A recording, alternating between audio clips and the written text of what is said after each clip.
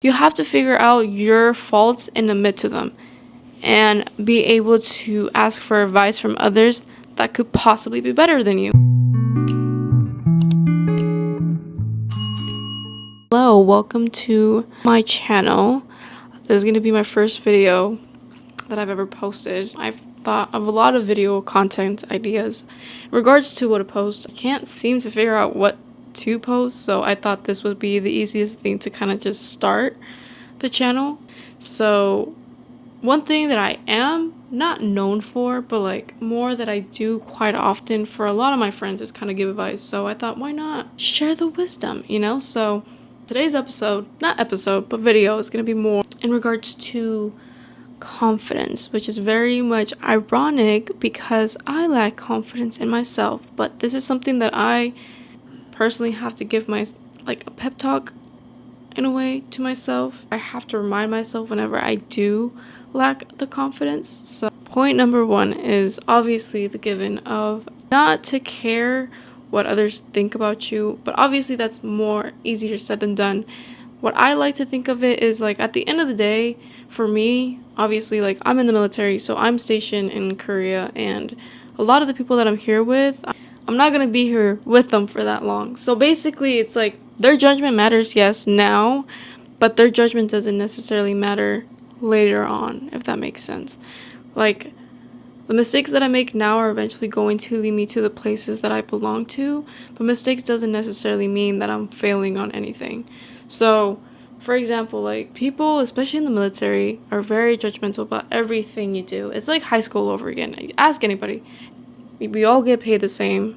The only difference is your rank. Rank is kind of like, I guess you could say like grades, like freshman, sophomore, junior, senior, whatever. Based on the time you've served, people, not gonna lie, are more book smart than they are street smart. And what I mean by that is that they're more socially aware of others. Military is a very unique pool of people. So with my experience, I feel like it's kind of being thrown into the wolves. You kind of have to learn how to do what you want without necessarily caring what other people think. Because at the end of the day, you can't care what others think of you if you truly want to progress in life. Because if you're so worried about what other people think of you on a constant basis, you're not going to progress. You're not going to achieve what you want. And whether you're comfortable in your own zone, and eventually, let's say, for example, you move in silence and you end up receiving the successes, or you achieve the goals that you've been wanting for so long, eventually at one point they're still going to judge you for that. So there's no reason for you to be so hard on yourself. I wonder what this person's going to think. Oh, well, maybe it wasn't cool enough for me to post this. Or I'm not doing what's in right now. Like I'm not wearing the most trendy clothes. I'm not wearing the most expensive shoes, because a lot of people, especially in the military, tend to be very fashion related, just like how we were in high school. When I was in high school, if you had Nike, Adidas, I was back in like 2019 is when I graduated. You just had to have that. But I want it now! Like, for example, for me, my senior year, everybody had Hydro Flask. Everybody had scrunchies. Everybody had pastel specific backpacks. Like, it's just, there's so many things that they specifically had, but just because they had it didn't mean anything at the end of the day. You know what I mean? Like, you can't care what others think of you, because if I care what other people think of me, I wouldn't have been in the military. I would have gone straight to college, because that's the normal way of life, right? Kind of joining the military was very much a last minute resort for me, but at the same time too, I didn't care what people thought. I didn't care what my parents thought. If I would have cared what they thought, I wouldn't have advanced so much in life. Their judgment then, when I was joining it straight out of high school at 18, would have never led me to traveling to majority of the places that I've been to. I've been to Italy, Morocco, Greece, the UK, Austria, Germany, Spain. I've been to so many places because of the fact that I decided to make that decision when I was 18, regardless of what those judgments were given. No matter what people think of you, only you have track of where your steps are going to lead you to. You only know eventually where you're going to end up. And nobody knows that. And you don't have to tell everybody your every move. You can tell your close friends, of course, but you got to be careful with who you tell what you're going to do, because there's people out there that are not necessarily wanting the best for you. People always view others in competition. There's good competition and there's bad competition. But good competition is healthy. Makes you want to strive for better, makes you want to be better. But it also is, the other person is doing better than you're still happy for them and you're still congratulating them while still working on yourself. The bad competition is the person that's over here trying to throw whatever obstacle in your way in order for you not to achieve what you want to achieve. And they're still ahead of you in a sense. Those are not the type of people you want to surround yourself with. You're going to be friends you're going to have that are going to be achieving more. For example, my best friend, she has 2 bachelor's degrees. She has no debt going through college. Has all these sponsorships. She's so well off, like on like social media to help her parents out. We're both first generation children, so it's like she's achieved so much, and I don't see her as competition. I see her as inspiration. Like I said, like, you don't necessarily need to see others as competition, because if you view them as competition, you're kind of tapping into a part of you that's insecure in a sense. You know what I mean? Like, someone who is insecure is always going to view others as competition in regards to something that they don't have. That's fine. That's cool. But at the same time, too, you're going to have this envy towards them unintentionally, and then it's kind of eventually going to rub off. It's going to show. And they're gonna be like, what the heck? Why does this person out of nowhere just kind of have this envious, like, malicious sense towards me? And you're not gonna notice it until you back up and you see, like, oh damn, like, I really just been talking to this person a crazy type of way. Only you can really, like, snap yourself out of it and realize what you're doing. I can name the many times that's happened to me when I was in school. I can name that so many times. Like, there's this one girl that I went to school with in elementary school, and she was so smart, so smart. Like, I would like observe her habits. I was like, you know what, she's so smart, I'm gonna observe her habits and kind of try to internalize them. And I was jealous. I was like a kid, first generation, couldn't speak English that well, so I was struggling a little bit more in school than she was, because English was her first language. Blonde hair, blue eyes, like everything in the standard, smart, pretty, all of that sort. And I was over here insecure, like, damn, like, she's smart, she's pretty, she got everything. And the one thing that I remember that she used to do a lot was fiddle with her paper. And whenever she would kind of be nervous and thinking deeply, she would start fiddling with her paper. So she would grab the corners of the paper and just play with it, so they kind of looked a little bit curved. And so I started doing it because I was like, you know what, she's smart. I was like, okay, so she kind of relieves her anxiety. I didn't have any sort of anxiety. What anxiety did I have? I wasn't smart. I wasn't paying attention to school. She obviously was. But I was like, you know what? That's supposed to be making her smart. Maybe that helps her think. Maybe it'll help me think.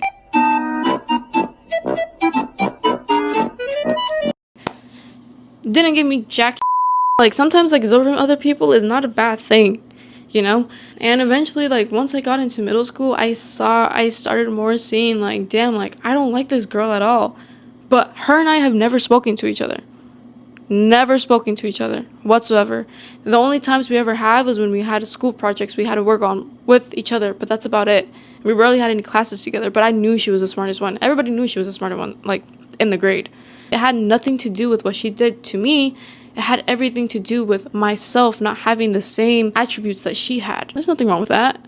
But I had to realize that, because I was like, damn, I'm so insecure. It takes a lot for someone being that young to kind of, like, sense it and realize it. But the only reason being is because of the fact that I used to stay up at night and observe and analyze my days. I eventually realized that, and I fixed it. They used to give us, like, free planners at school, and I loved them. I love, like, stationary stuff, and I started using them more. And I started picking up my own habits without realizing it, and I also started doing better in school, and that I eventually ended up getting honor roll with her and everything, and my envy started going away.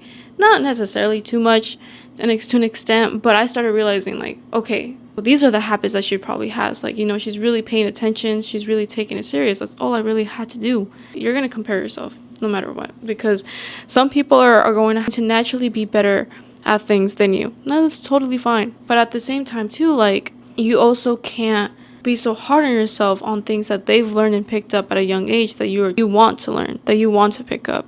To be confident is to admit that and know that, okay, that I have to work on this. It's okay to ask for help. It's okay to observe or ask, like, hey, like, how did you get such a good grade on something? Like, say, for example, if you're in school, what study habits do you have that help you get the grades that you desire within this class? Or what do you struggle with that you found that helped you the most? You have to figure out your faults and admit to them. and be able to ask for advice from others that could possibly be better than you. Because at the end of the day, you're not going to be good at everything. You're just not, simply, and that's just the truth of the matter, whether that hurts you or not. And that's okay. Admitting that is okay, because I am equally just as much as a perfectionist. Like, I'm barely starting off this like YouTube channel thing, and I absolutely hate about the fact that I'm possibly not going to be good at it until like another couple months down the line. I used to be so good at video editing because at one point I had a fan page.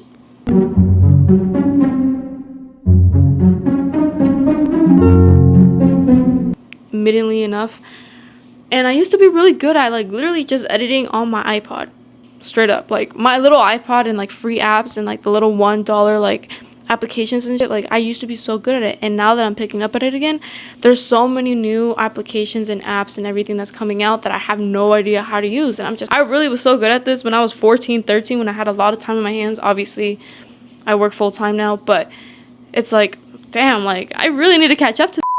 Admitting to that is very hard, because something that I used to be so good at, I'm not too good at anymore because I kind of let go of it, you know what I mean? Basically, admitting to progress, wanting to progress, and not faulting the other person for being better at it, you're going to be 10 times happier, and you're going to be 10 times wanting to learn something new. You're not perfect. You're not going to be perfect. You could be really good at something, but you're not going to be perfect at it. There's no such thing as perfect. If perfect existed, God, I need to take notes from you, but who am I going to take notes of if perfect doesn't even exist? We're all growing, we're all constantly learning something new, and we're always constantly the better version of ourselves than we were before. You can't compare yourself to someone that you were on like before without knowing the knowledge that you know now. So whether you're over here beating yourself up because you're like, damn, like I used to be so confident when I was younger. Yeah, you used to be confident, but like within that time frame, you've experienced so much more newer experiences that possibly gave you that insecurity. And that's okay. That is completely okay. You can't compare yourself 5 years ago to now. Be like, damn, like why am I so insecure now? Like, there's nothing wrong with that. You just don't know how to handle this new information and these new experiences that you've been brought up to you. You know what I mean? Like me, for example, like going to different bases, I'm constantly so insecure, like constantly moving and constantly having to meet new people and not be rubbed off in the wrong way scares me, you know, and I become insecure. But at the same time too, like I'm secure enough to know that if I'm authentically myself, I'll bring over the right people. And even if I lose like people, I know for a fact that they just weren't meant for me, and there's nothing wrong with that. I'm okay with that. Someone who's confident is okay with losing people, but also being welcoming and bringing new people in. Give as much love as you can.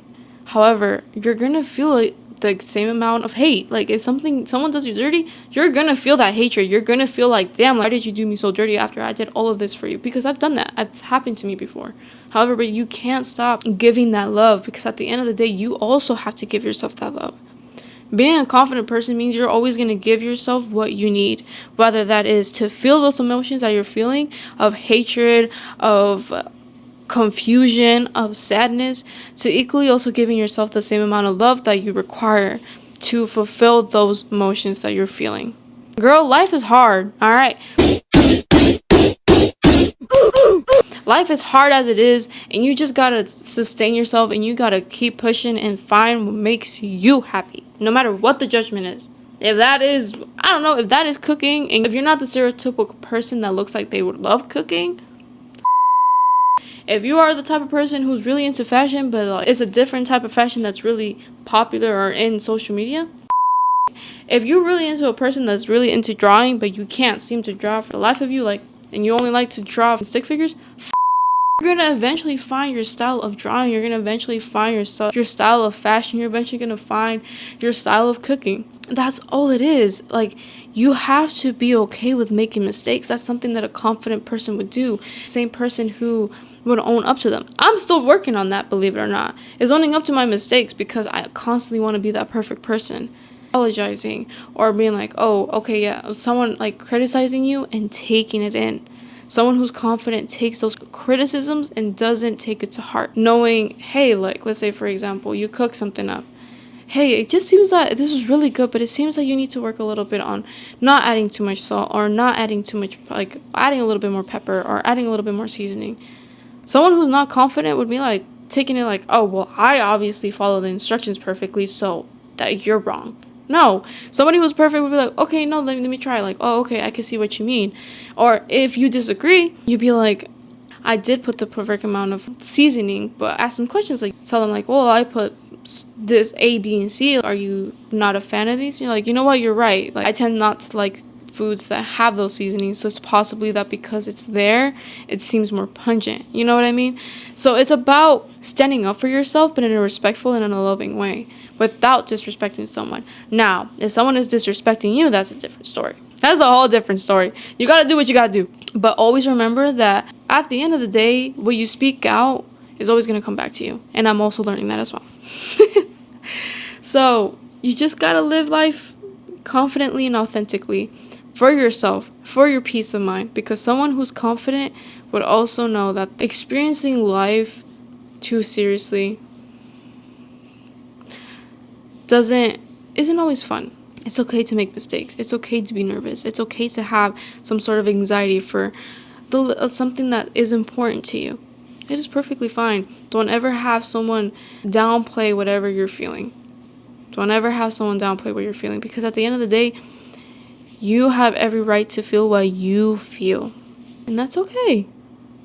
Feel what you gotta feel, and if somebody is not allowing you to feel it or giving you that safe space to feel it, they're not your friend. If the person is there to be like, you know what, you're feeling, you have every right to feel the way that you feel. However, you're overthinking it, and it's because of A, B, C. Or for example, you literally have the skills to do so well in this, and I feel like you're overthinking it because you're nervous. That's an example. Not, I feel like you're overthinking it because you tend to overthink everything. No. Around if someone close to saying that, but like someone who you're trying to come to safely about how you're feeling authentically, and they're over here not taking your feelings seriously, is not the person for you. I feel like I rambled off when it came down to confidence, but really truly 3 points for when it comes down to feeling confidence and being confident is there's 3 pinpoints basically. Number 1 is realize that insecure people tend to pinpoint and blame others for why they're insecure. Given the examples that I've given before. Well, it's because she's too good at it, or I'm just so bad. Trying to play victim. Don't ever play victim. It's never going to get you anywhere. Second is just admitting to your mistakes and being okay with criticism. Admitting to wanting to be better. Knowing that sometimes other people's opinions doesn't have to take a toll on you, and you don't have to take everybody's opinions. And third is realizing that you truly need to give yourself the same amount of love and freedom to feel everything and anything that you need to feel. You're completely valid, you're completely loved, and no matter what you do, always do it with confidence, because you're human, you're going to feel everything, but feel it and move on. Don't dwell on it, feel it and move on. Okay, but yeah, that's it for this video. I hope to make more videos like these. I'm not gonna be like self-talk Sundays, hopefully. Trying to work on a fall outfit video because I love fall. Fall is my favorite season. So I hope you enjoyed the self-talk, and I hope you were able to take some points or learn something from me. And I hope to see you in my next video.